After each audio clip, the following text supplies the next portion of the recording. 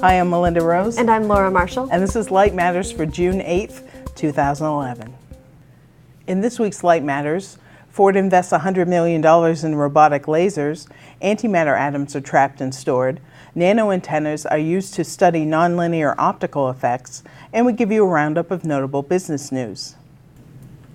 Ford of Europe and Ford North America announced they will head a project to install robotic laser inspection technology in 17 assembly plants globally, a planned investment of approximately $100 million to improve fit and finish and reduce wind noise, a key quality factor for consumers and a major industry challenge. Piloted at the plant in Valencia, Spain, the new technology is being used during the assembly of the Focus at Ford's plants in Germany, Michigan, and Chicago. Ford of Europe says robotic laser technology gives it a degree of precision that they never had before, scanning the dimensions of 500 key areas down to a tenth of a millimeter to make sure the parts fit perfectly. Building on previous end-of-line robotics, the system now uses advanced lasers and camera vision technology.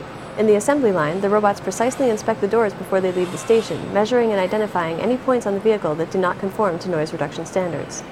The robots are programmed to recognize any minute deviations from the correct specification and, if any errors are found, will instruct the operator on the correct course of action.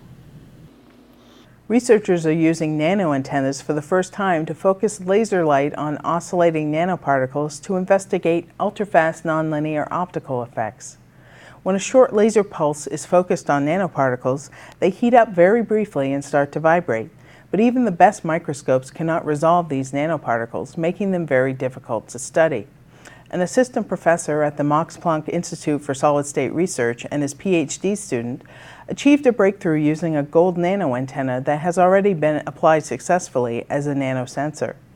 The nanoantenna focuses the laser light very tightly on the nanoparticle under examination, and the light modulation due to the nanomechanical vibrations is very efficiently coupled back into the laser beam. They say in the future they will be able to put the smallest objects of a few nanometers in diameter in the focal point of a nanoantenna and study them using nonlinear optical processes of only a few femtoseconds duration. That will allow them to make movies on the nanoscale, using the most extreme slow motion to investigate such tiny objects as quantum dots, molecules, and viruses. And our next story is about antimatter. So Laura, tell me, why does antimatter matter? Well, the thing is, it's a puzzle. During the Big Bang that created the universe 13.6 billion years ago, it should have been produced in amounts equal to normal matter, but it wasn't. In fact, the universe has no evidence of antimatter galaxies or clouds. Antimatter is seen rarely and for only really short periods, and it annihilates as soon as it hits the tiniest speck of normal matter.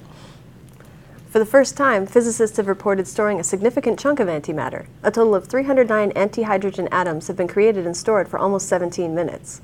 The international team involved in the ALPHA collaboration, which stands for Antihydrogen Laser Physics Apparatus, wants to study the properties of antiatoms to determine whether their electromagnetic and gravitational interactions are identical to those of normal matter, and the researchers have been working to trap and store enough of the material to do just that. They said that adding lasers, which are essential for cooling antihydrogen atoms, is a goal they hope to accomplish by 2012. Laser access will allow for spectroscopic experiments on the antiatoms. This summer, they're planning more experiments with microwaves and hope to measure microwave-induced changes of the atomic state of the antiatoms. A bill criminalizing laser pointing at planes was passed in the House in February and is currently awaiting a Senate vote.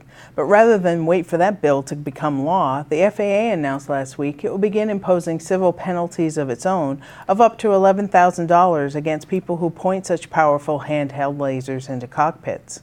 The FAA took enforcement action by interpreting the act as interfering with a flight crew performing its duties while operating an aircraft, which in the past only applied to passengers physically on board a plane who interfere with crew members.